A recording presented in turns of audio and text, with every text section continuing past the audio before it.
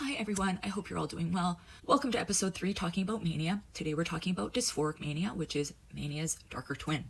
Now, you may have heard it called mixed state or mixed mania according to the DSM, and this is simply because it's mania mixed with depression.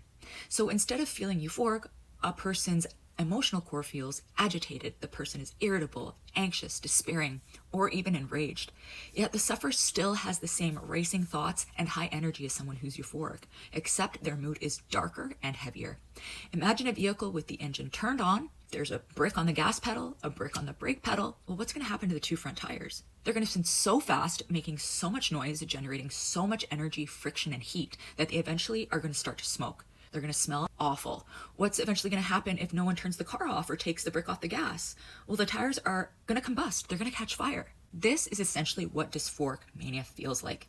Because of this intense energy being generated, feelings of paranoia are more likely to creep in, and the sufferer feels trapped inside their own restless energy. So if you see someone you know experiencing this combination of high energy and deep distress, alarm bells should be going off in your head, because these feelings can lead to self-destructive and violent behavior, because there's this internal drive to act on their dark emotional landscape, which feels like chaos, torture, torment, and despair all at the same time. And it's exactly this combination of mania and depression happening all at once that makes bipolar 1 sufferers more susceptible to suicidal thoughts. In fact, suicidal ideation is more prevalent in dysphoric mania than in euphoric mania. Well, why is that? Because from the sufferer's perspective, when their manic symptoms reach a peak level, suicide seems so tempting. At that point, all we want, and yes, I'm going to include myself here because the type of mania I experience more often than not is dysphoric mania. All we want is for that energy to calm down, that restlessness to go away, and we just want someone to go over to that car, turn it off, so that we can finally experience relief.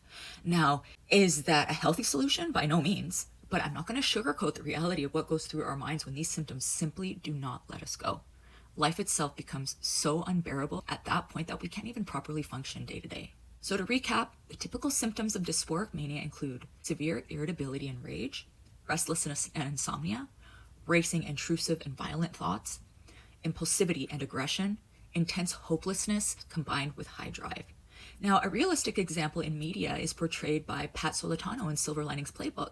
His irritability, agitation, and verbal outbursts show what dysphoric mania can look like in day-to-day life. So I hope that this has helped you understand what dysphoric mania looks like.